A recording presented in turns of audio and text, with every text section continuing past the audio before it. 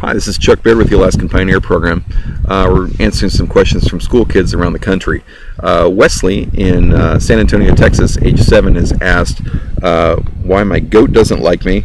Well, actually, she does like me, or he likes me, but he's very shy. So he actually got away the very first day, which was sad. And then 3 days later, I was down at the beach, and he came out and said hi, but I couldn't get close enough to catch him.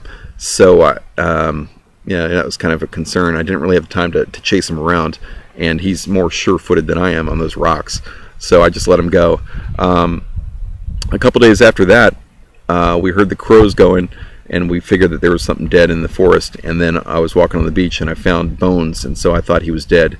They were about goat-sized, although I think now that those are probably just they were probably deer bones, but not my goat, so that's good. Let's see. Anyway, about 18 days into this trip, I was able to recapture him, and basically what I did was I used not one of my advanced trapping techniques, but I used kind of something from the Roadrunner cartoon. I put up a big box, and I held it up with a stick, and then I tied a rope to the stick and put some food under the box. Okay, so that's about as simple as you can get. And then the goat, it was like 40 seconds later, the goat came by and had to get that food, and I pulled the rope and it fell on him, and it was actually pretty funny. Unfortunately, he outsmarted me and got away again as I tried to grab him from inside the box, but 3 days later he fell for the same trick again, and that time I found a better way to rope him, and he's been with me from then on. Although he's gotten away a few more times, but he doesn't run away, he sticks with me. I tied him to a small tree the other day, and he pulled it out of the ground and pulled a 5-foot root system up as well, and then dragged the whole thing back to the little shelter here, and I found he had tangled himself in the door, the entryway. So he's not really trying to get away, he just likes to be free. And he bleats a lot and kind of makes noises if we abandon him and leave him for the day.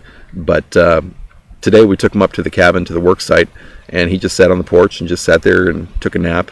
Wilson the dog kind of sat there with him for a while, and she lay out in the grass and sat in the forest and did just fine. But it seems like for the most part he's just a very sociable animal. It kind of makes me think of the old nursery rhyme about Mary had a little lamb, and everywhere that Mary went, the lamb was sure to follow. That's actually very accurate. This goat wants to follow me everywhere I go, which makes it a lot easier to keep track of him. So I think once I get established, I'm going to build him a goat house, and I'm probably just going to leave him off the leash and let him run around. So he'll do okay. He has a hard time with a leash. He gets it tied up on stuff all the time, and his feet, and I will often find him just tied right up to a tree by the time I come out to save him. Let's just say that I think goats are probably not the smartest animal in the world. It is remarkable how dumb this goat is sometimes, but he's a very friendly guy, and he'll come over, and he's shy and he hasn't had a lot of attention. But now when I'm outside, he'll come over and lean up against my leg and want me to pet him. So he seems very affectionate. He's kind of grown into it. So he's a nice addition to our team. But it's a good question. Thanks a lot.